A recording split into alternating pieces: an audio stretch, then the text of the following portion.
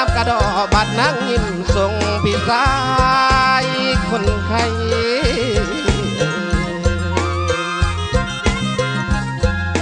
บาดนี้จังเป็นเชื่อศาสตร์น้องงามดีมาแต่แม่ได้น้องเพิ่นว่าคันเบิ่งสร้างเบิ่งห่างเบิ่งนางให้เบิ่งหน้าเบิ่งห้อยแม่นเติมน้ำคนคือ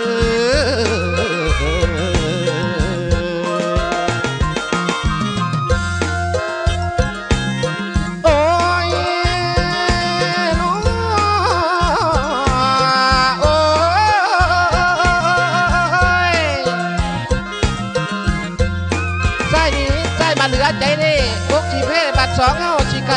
ห่างกันแล้ว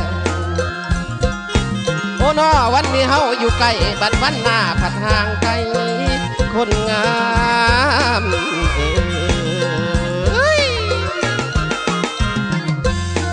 บัดนี้เบาสวรรค์มาเกี่ยวเที่ยวทางไกลมาถึงทีได้น้อง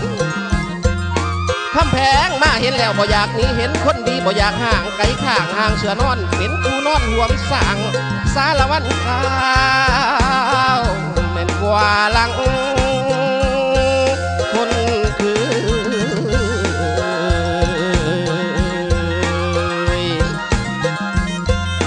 เกี่ยวกันสารวันเกี่ยวกันเกี่ยวกันสารวันเกี่ยวกันเกี่ยวกันก่อนสารวัน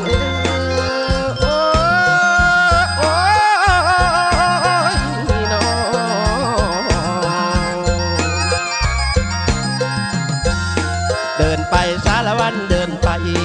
เดินไปสารวันเดินไปเดินไปให้ถึงเงินพอเท่าสองเอาเว้ากันให้มันคล้องเดินไปละตามหีดตามคลองไปตามปองทางให้ลองตาม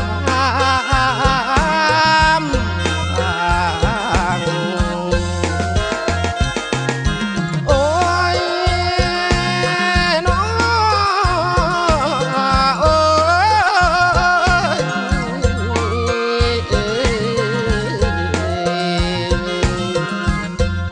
เตี่ยลงสารวันเตี่ยลง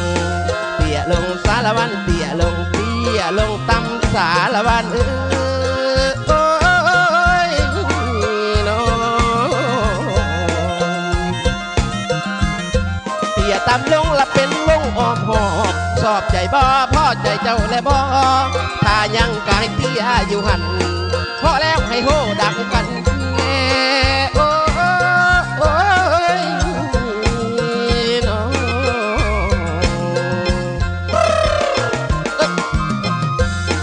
ลุกขึ้นสารวันลุกขึ้น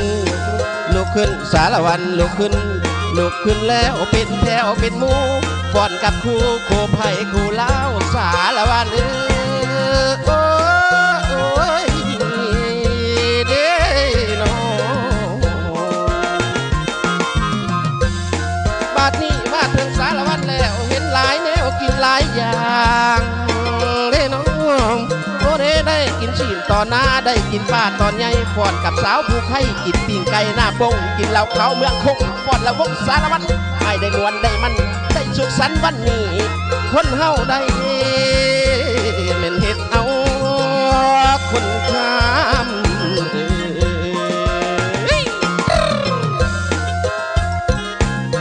โอ้ย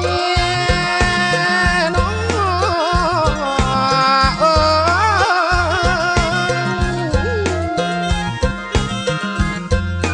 ข้าเมยมวนหลายได้นอนละเกือบไอ้ลืมไม่กินที่ถือมาแต่บ้านเก่าได้น้องอันนี้เคยได้กินแกงหอยขอกินหอยบ้านน้องแกงให้อ้ายได้บ่นางคนงามงาม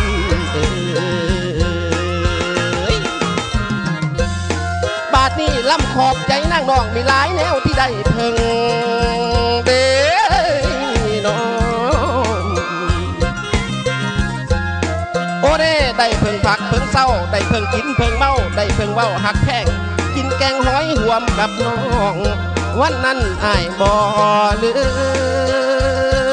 มคนงามลาลงสารวันลาลงกับสารวันลาลง ลาลงสารวันลาลง